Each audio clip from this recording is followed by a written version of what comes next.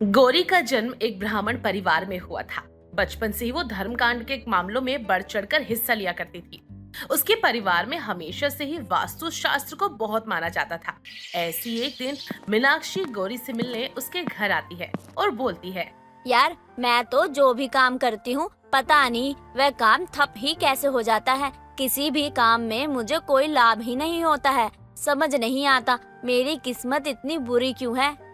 तो किस्मत अच्छी कर लो ना मीनाक्षी, तुम्हें कितनी बार तो समझाया है, वास्तु और शास्त्र को अपना लो। कुछ चीज सही करने से बहुत सारी चीजों का लाभ होता है। तुम कहो तो तुम्हें भी कोई उपाय बता दूं? बता दे बहन, क्या करूँ मैं?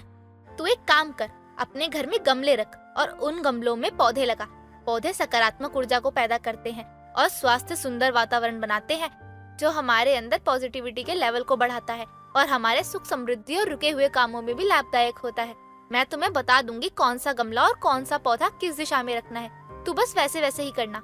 गौरी की बातें सुनकर पहले तो मीनाक्षी का सर चकरा जाता है, लेकिन फिर अपने दोस्त के कहे अनुसार मीनाक्षी उन उपायों को करती है और उसे कुछ हद तक लाभ भी होता है। वक्त गुजरता जाता है। ऐसे ही गौरी की शादी प्रथम नाम के एक लड़के से हो जाती है। प्रथम की माँ शोभा बहुत ही मॉडर्न विचारों वाली थी। गौरी अक्सर ही अपनी सास को वास्तु शास्त्र का ज्ञान दिया करती, जिसके चलते शोभा और गौरी की बहस भी हो जाया करती थी। एक दिन यूं ही शोभा ऑनलाइन एक नया मिरर ऑर्डर करती है और उसे कमरे में लगाती है, जिसे देखकर मीनाक्षी बोलती है, माँ जी, ये आपने क्या किया? आपने इस शीशे को दक्षिण दिशा में क्यों लगा दिया है और आपने अपने लिए लंबा शीशा क्यों ऑर्डर किया है? ये शीशा आपके लिए लाभदायक नहीं है। वो कैसे? शीशे में भी हानि और लाभ होते हैं क्या? बिल्कुल होते हैं माँ जी। वास्तु शास्त्र के अकॉर्डिंग शीशा हमेशा पूर्व या उत्तर तरफ की दिशा वाली दीवार पर लगा होना चाहिए और शीशा कुछ इस तरीके से लगा होना चाहिए कि सामने खड़ा व्यक्ति उत्तर या पूर्व दिशा की ओर हो और हमेशा अपना चेहरा देखने के लिए गोल शीशे का उपयोग करना चाहिए। बेडरूम में हमेशा गोल शीशा लाभदायक होता है। बहू, इस हिसाब से तो डेकोरेटेड मिरर बनाने वालों को सारे मिरर गोल बना देने चाहिए और बाकी के मिरर बनना बंद हो जाना चाहिए। मैंने तुझे कितनी बार कहा है, ये ज्ञान मुझे मत दिया कर, मुझे अच्छा नहीं लगता है। माँ जी, मैं तो आपके भले के लिए बोल रही हूँ, आप इसमें इतना गुस्सा क्यों कर रही हैं? जो तेरे इस ज्ञान में भरोसा रखते हैं ना, तो उन्हीं को यही ज्ञान दे। मुझे इन सब बातों में कोई इंटरेस्ट नहीं है। मेरा जहाँ मन करेगा, जिस आकार का मन करेगा, मैं उस आकार का शीशा लूंगी। लंबा हो चाहे छोटा हो, जैसा भी हो, मुझे तो बस अपना मुखड़ा देखना है। ऐसे ही गौरी की ज्ञान की बेइज्जती करके शोभा उसे अपने कमरे से भगा देती है। वक्त गुजरता चला जाता है। गौरी वास्तु शास्त्र के अकॉर्डिंग घर की सारी चीज इधर से उधर कर देती है, जिसे देखकर शोभा को बहुत गुस्सा आता है और वो बोलती है, बहू, तेरा दिमाग खराब हो गया है क्या? ये घर का तूने क्या नक्शा बना दिया है? शीशे की सीधी दीवार पे कुर्सी है, गमले बीचों बीच रखे हुए हैं, ये सब क्या है? कहीं पर भी नजर फुट्टी बांध दिया है, कहीं पर तूने फिटकरी रख दिया है, कहीं पे तूने कुछ रख दिया तो कहीं पे कुछ रख दिया है। ये मेरा घर है या कोई जादू टोना का पॉइंट? कोई जादू टोना नहीं है। मैंने तो सभी चीजों को उनकी सही दिशा में रखा है। भगवान ने 4 दिशाओं को बनाया ही तो इसलिए है ताकि हम हर दिशा अनुसार चीजों को उनकी जगह पर रखें। आपको पता है, वो जो अपने बड़े बड़े पत्थर घर के गेट के बाहर डेकोरेशन के लिए लगवाए थे ना, वो मैंने इसीलिए हटवा दिए क्योंकि मैं गेट के बाहर किसी तरीके का कोई बड़ा पत्थर, गमला, ऐसी चीज नहीं रखनी चाहिए। ये सारी चीज घर में रुकावट पैदा करती हैं। गौरी की बातें सुनकर शोभा अपना सर पकड़ लेती है और हाथ जोड़कर गुस्से में बोलती है, बहू, हद होती है। किसी चीज के पीछे इतना भी क्यों भागना? वास्तु शास्त्र के अकॉर्डिंग खाना खाए और इसके हिसाब से कपड़े पहने, पानी पिए या अपने दिमाग का इस्तेमाल ही ना करें। जो चीज जहाँ रखी हुई थी, जैसे रखी हुई थी, सब कुछ वैसे करो और नहीं करना तो जाकर किसी आश्रम में रहो। इतना कहकर शोभा वहाँ से चली जाती है और बेचारी गौरी अपनी सास के डर से सारा सामान वापस उसी जगह पर ऐसा ही रख देती है। अब गौरी केवल अपने कमरे में ही वास्तु शास्त्र के अकॉर्डिंग फॉलो करती। ऐसे ही वक्त गुजरता जाता। एक शाम प्रथम बहुत ही उदास सा होकर घर पर आता है। प्रथम को देखकर शोभा बोलती है, बेटा, क्या हो गया? तेरा चेहरा क्यों उतरा है ऐसे? होना क्या है, मेरा काम बिल्कुल भी अच्छा नहीं चल रहा है। ऊपर से इस महीने में मैं बीमार भी था, तो छुट्टियां भी हो गई और सारी तनख्वाह कट गई। जो रही सही कसर बची थी वो मेरे बॉस ने पूरी कर दी। मेरा अच्छा खासा प्रमोशन होते होते रोक दिया। कुछ समझ नहीं आ रहा कि हो क्या रहा है। बेटा, कोई बात नहीं, काम में उतार चढ़ाव आते रहते हैं, इतना चिंता करने की जरूरत नहीं है। शोभा इतना बोल ही रही होती है कि तभी वहाँ पर गौरी आ जाती है और बोलती है, जी, मुझे लगता है कि आप पर शनि का प्रकोप बन गया है, तभी आपके सारे काम उल्टे हो रहे हैं। एक काम कीजिए, उड़द की दाल लेकर 7 शनिवार तक अपने सर से शाम को उल्टा करवाकर कौवे को खिला दे। इससे आपकी शनि की प्रकोपता कम हो जाएगी।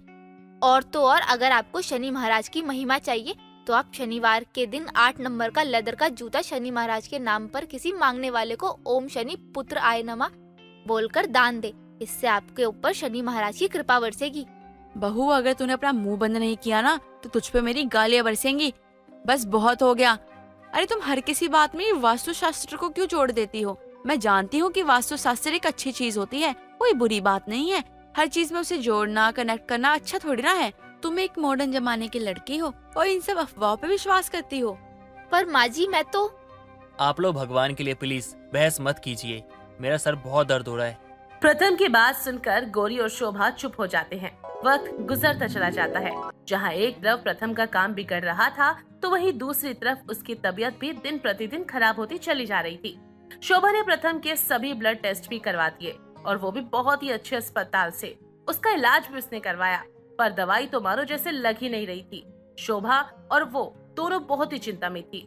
एक दिन शोभा बहुत ही ज्यादा चिंता में थी और खुद से बोलती है, हे भगवान, ये क्या हो रहा है? मेरे हंसते खेलते बच्चे को ना जाने क्या हो गया है।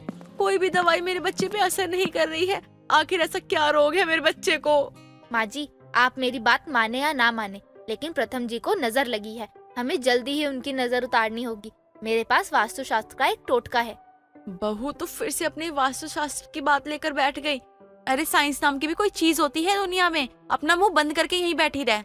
अपने पति की बिगड़ती हालत देखकर गौरी का दिल बुरी तरीके से मचल जाता है। इसके बाद शोभा प्रथम के कमरे में उसके पास बैठी होती है। तभी गौरी अपने हाथ में एक नींबू लेकर आती है और दूसरे हाथ में एक तेज धारदार वाला चाकू लेकर आती है। शोभा उस नींबू को 7 बार सीधे से उल्टे की तरफ घुमाते हुए प्रथम के सर से वार करके उसे छूती है। 7 चक्कर होने के बाद गौरी 8वां चक्कर उल्टे हाथ से लेकर सीधे हाथ की तरफ घुमाती है और इसके बाद उसे नींबू को प्रथम के सर पर तेज धार वाले चाकू से काट देती है। नींबू का एक हिस्सा उत्तर दिशा और दूसरा दक्षिण दिशा में फेंक देती है और खुद से बोलती है, अब आपकी सारी बुरी बलाएं दूर हो गई हैं। जिसकी बुरी नजर आपको घेरे हुई थी ना, मैंने सबकी बुरी नजर उतार दी है। अब देखना, आप बिल्कुल स्वस्थ हो जाएंगे।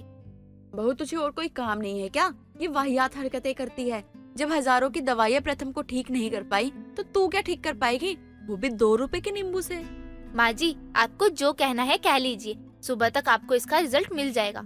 इतना कहकर गौरी वहाँ से चली जाती है। अगले ही सुबह शोभा देखती है कि प्रथम को ना तो बुखार है और ना ही किसी तरीके की कमजोरी उसे महसूस हो रही है। वो खुद से उठकर अचंभित हो जाती है। तभी गौरी बोलती है, माँ जी, मैं जानती हूँ कि साइंस बहुत कुछ जानती है। साइंस की दुनिया में हर बीमारी का इलाज है, लेकिन कभी कभी कुछ चीजें ऐसी भी होती हैं जिन्हें दवाइयाँ सही नहीं कर सकती। आप तो एक माँ है। माँ को तो बच्चे की धड़कन सुनकर ही एहसास हो जाता है कि उस पर कौन सी बुरी बला है। प्रथम जी को लोगों की बुरी नजर लगी थी, जिसे मैं अपने वास्तु शास्त्र के टोटके से हटा दिया और अब सर से लेकर पाँव तक एकदम हल्का महसूस कर रहे हैं। हाँ माँ, गौरी बिल्कुल सही कह रही है। मुझे तो ऐसा लग रहा है जैसे मेरे सर के ऊपर ना जाने कितना वजन था, जो अब गौरी के वास्तु शास्त्र के कारण हट गया है। मेरा सर एकदम हल्का सा हो गया है। बात तो सही कह रहा है बेटा। ठीक है बहू, आज से तुझे जो भी करना है वो करियो। तू जो चाहती है वही होगा। बेटा, मैं एक चीज और कहूंगी, किसी चीज के पीछे इतना नहीं भागना चाहिए और जितना हो सके बस उतना ही फॉलो करना चाहिए और कुछ चीजों को अपने तरीके से भी जीना चाहिए। अपनी सास की बात सुनकर गौरी को बहुत अच्छा लगता है। जिसके बाद गौरी को जहाँ जरूरत महसूस होती वो वहाँ केवल वास्तु शास्त्र के टोटको या फिर दिशानुसार चीजों को इधर से उधर जगह को बदल दिया करती। अब गौरी के इस बदलाव से शोभा को भी कोई दिक्कत नहीं थी और घर में किसी भी तरीके से घर में वास्तु को लेकर कोई झगड़ा नहीं होता था। फानी को बाहर घूमना फिरना और मूवीज देखने का बहुत शौक था। उसका सबसे मनपसंद हीरो इमरान हाशमी था। वो उसकी बहुत बड़ी फैन थी। जब भी उसकी कोई मूवी रिलीज होती तो वो उसका पहला शो देख लेती। एक दिन उसका पति जतिन ऑफिस जाने के लिए तैयार हो रहा होता है। तभी वानी बाथरूम से नहाकर बाहर आती है और अपने पति के करीब जाकर उसके फेस पर अपनी फिंगर फेरती है। हाय, आज आप कितने हॉट लग रहे हैं। दिल कर रहा है आपको ऑफिस ही ना जाने दूं। बेबी, अगर तुम मुझे ऑफिस नहीं जाने दोगी तो पैसे कहाँ से कमाऊंगा? और तुम्हारे महंगे महंगे शौक जो हैं वो भी तो पूरे करने होते हैं ना मुझे। मैं कौन सा लाइफ टाइम रुकने के लिए बोल रही हूँ। मैं तो बस आपको आज ऑफिस जाने से रोक रही हूँ। आपको देखकर ना अंदर का शैतान जाग रहा है। इसलिए कहता हूँ कि अपने हीरो इमरान हाशमी की मूवी देखना कम कर दो। जब देखो रोमांटिक मूड में रहती हो यार तुम तो। आपको तो खुशी होनी चाहिए कि आपकी वाइफ इतनी रोमांटिक है। आपको उसका मूड बनाने की जरूरत नहीं है।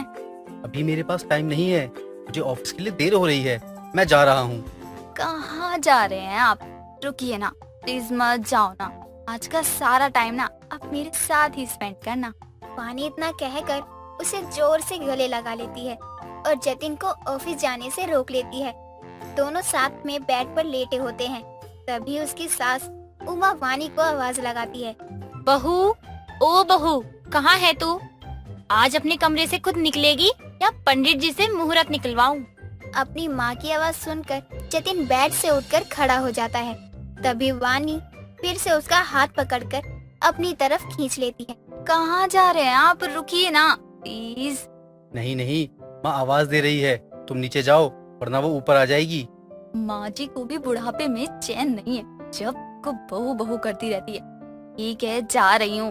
वानी इतना कहकर गुस्से में कमरे से बाहर चली जाती है। कुछ देर बाद जतिन भी अपने ऑफिस के लिए निकल जाता है, जहाँ पहुंचकर उसे पता चलता है कि मीटिंग रूम में सब उसका इंतजार कर रहे हैं। तभी वो जल्दी से मीटिंग के रूम में जाता है। सॉरी सर, मुझे आने में देर हो गई।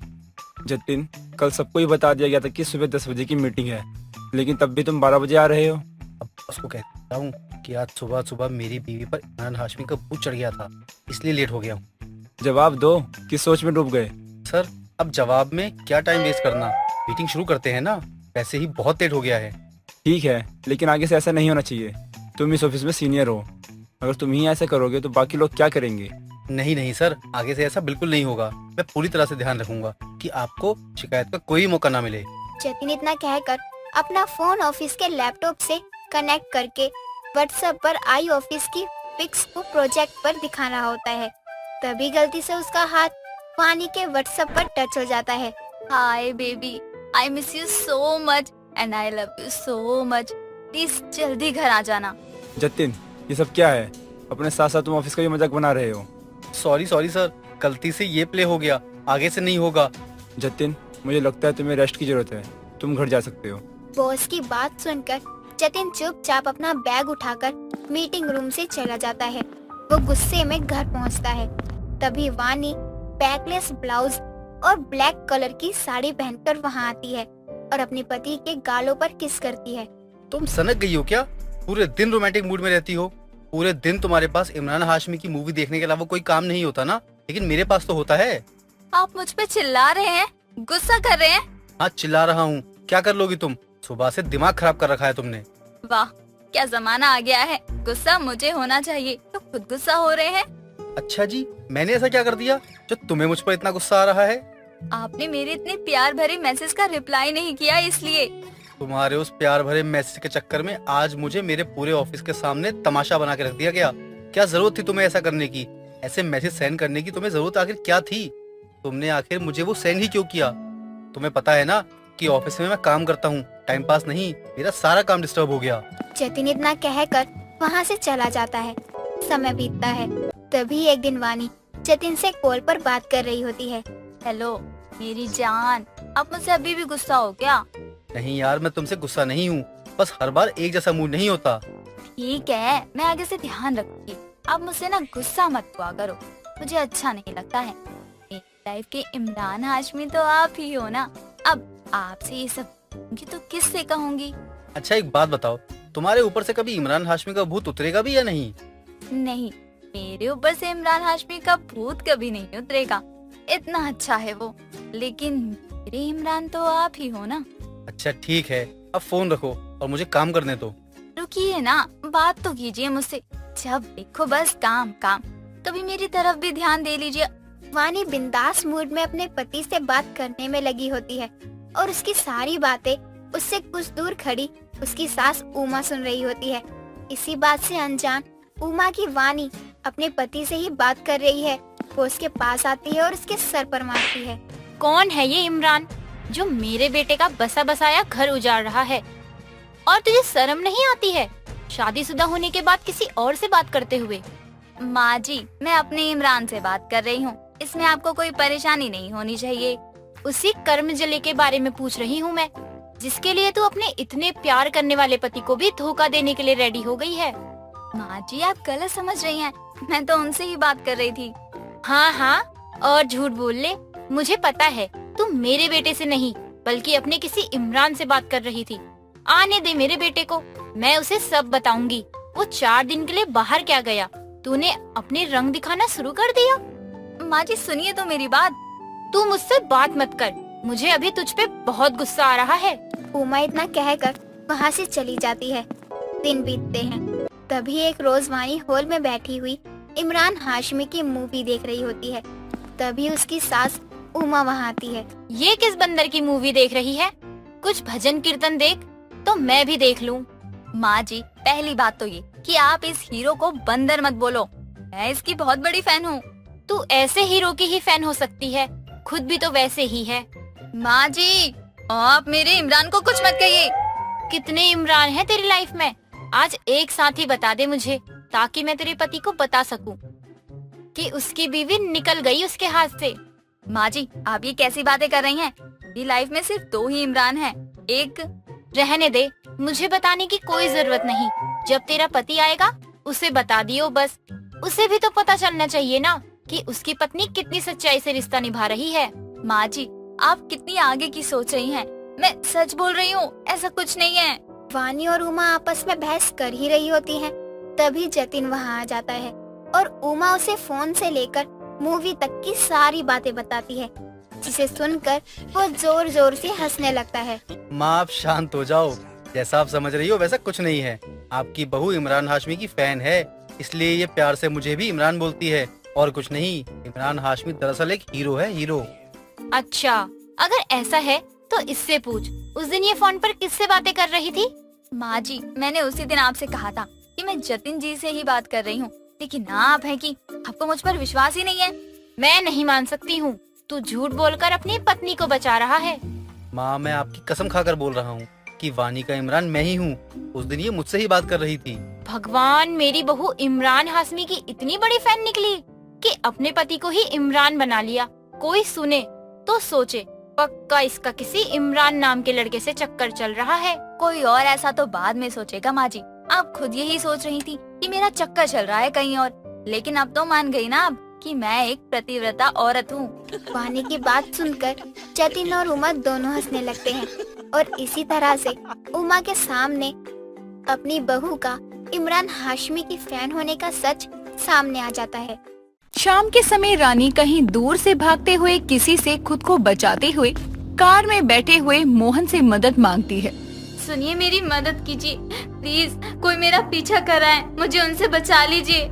आइए कार में बैठ जाइए, मैं उनको देखता हूँ कौन है वो लोग, और आप यहाँ कैसे आई? मेरा मतलब है यहाँ से हो या कहीं और से हो आप? मैं अपनी सहेली से मिलने आई थी यहाँ, और उसका घर थोड़ी ही दूर पर है, इसलिए मैंने ऑटो का इंतजार किया। कुछ देर बाद वहाँ एक कार रुकी जिसपे 4-5 लड़के बैठे हुए थे। वो मुझे खींचने की कोशिश कर रहे थे, मैं जैसे तैसे वहाँ से जान बचाकर भागी हूँ। ठीक है, कोई बात नहीं, मैं आपको आपके घर छोड़ देता हूँ। क्या मैं आपका नाम जान सकता हूँ? जी मेरा नाम रानी है, मैं ऑफिस में काम करती हूँ। आप क्या करते हैं? जी मैं बैंक में काम करता हूँ और आज लेट हो गया, इसी के लिए आपको बचा पाया। आप बैंक में काम करते हो, मतलब आप गार्ड हो? नहीं, मैं मैनेजर हूँ और मेरा नाम मोहन है। और आपका घर कहाँ है? मोहन रानी को सही सलामत उसके घर ड्रॉप कर देता है। ऐसे ही कुछ दिन गुजर जाते हैं। एक दिन रानी से मिलने उसकी दोस्त पिया आती है और रानी को कहती है, रानी जी, क्या आपके पास हम जैसे मैंगो इंसान से मिलने का वक्त है? वो क्या है ना, आजकल आप पता नहीं किसी और ही दुनिया में खोई रहती हो, बता सकती हो कुछ? ये क्या मजाक है? तुम खुद बिजी रहती हो और मुझ पर सारा इल्जाम डाल रही हो। बहुत खूब, और सुनाओ क्या बात है? आज बिना मैसेज किए ही घर मिलने आ गई। तू कहे तो वापस घर चली जाऊं और दोबारा तुझे मैसेज करूं।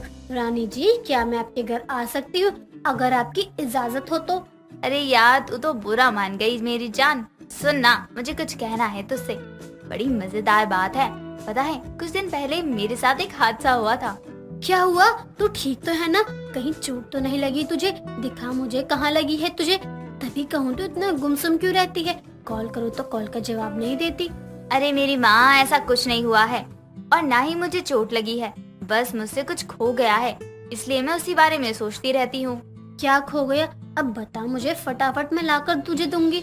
रानी पिया की बात सुनकर हंसने लगती है और उसे मोहन के बारे में सब कुछ बताती है कि वो कैसे मिले, कैसे उसने उसकी मदद की। ये सारी बातें सुनकर अब पिया हंसने लगती है। ऐसे ही कुछ दिन और गुजरते हैं। ऐसे ही एक दिन रानी और उसकी दोस्त पिया बाहर जाती हैं, तो उन्हें मोहन दिखता है और रानी से बोलता है। हेलो रानी जी, पहचाना आपने मुझे? मैंने आपको उन गुंडों से बचाया था, याद है? मैंने आपको ढूंढने की बहुत कोशिश की, लेकिन आप आज इतने दिनों बाद जाके मुझे मिली हैं। जी पहचान लिया, आप मेरी दोस्त से मिलिए। ये पिया है, मेरी बेस्ट फ्रेंड है। और पिया, ये वही है जिसने मेरी जान उस रात बचाई थी। अच्छा, तो वही है जो बैंक में गार्ड की जॉब करते हैं? ना ना नहीं, मैं मैनेजर हूँ। पिया, रानी और मोहन तीनों मजाक मस्ती करते हैं और अपना फोन नंबर एक्सचेंज करते हैं। ऐसे ही धीरे धीरे रानी और मोहन में नजदीकियां बढ़ने लगती है और एक शाम मोहन रानी के घर उससे मिलने आता है और रानी के पिता से कहता है। नमस्ते अंकल जी, मेरा नाम मोहन है और मैं आपकी बेटी रानी से शादी करना चाहता हूँ। क्या आप अपनी बेटी की शादी मुझसे करवाएंगे? लेकिन मैं तो आपको जानता तक नहीं हूँ और ना ही आपके बारे में मुझे कुछ पता है। ऐसे कैसे मैं अपनी बेटी रानी की शादी आपके साथ करवा दूँ?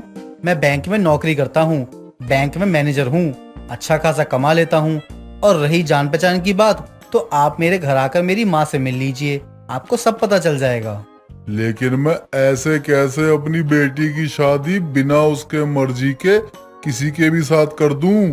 अरे उसकी हाँ ना भी तो पूछनी पड़ेगी ना मुझे। पहले मैं उससे पूछ लेता हूँ, फिर मैं आपको बताऊंगा। मैं भी यही चाहता हूँ, आप रानी से उसकी मर्जी पूछ लीजिए, फिर अगर आपको ठीक लगे तो शादी भी करवा दीजिएगा। मोहन अपनी बात खत्म करके चला जाता है। कुछ समय बाद सुनील रानी को मोहन के दिए शादी का प्रस्ताव बताता है। रानी भी मान जाती है। ऐसे ही दिन गुजरते हैं और अब रानी की शादी का दिन नजदीक आ रहा था। तभी उसे एक रैंडम कॉल आता है। हेलो, कौन? कुछ बोलते क्यों नहीं? मुंह में जबान नहीं है क्या? ठीक है, मैं फोन रखती हूँ। अब बार बार फोन करके मुझे तंग मत कीजिए। हेलो मेरी जान, पहचाना या भूल गई मुझे? मैं तुमसे मिलने के लिए वापस आ रहा हूँ। नहीं, प्लीज मुझे अकेला छोड़ दो। मुझे तुम्हारे साथ कोई रिश्ता नहीं रखना। मेरी शादी होने वाली है, छोड़ दो मुझे। ऐसे कैसे छोड़ दूं तुझे?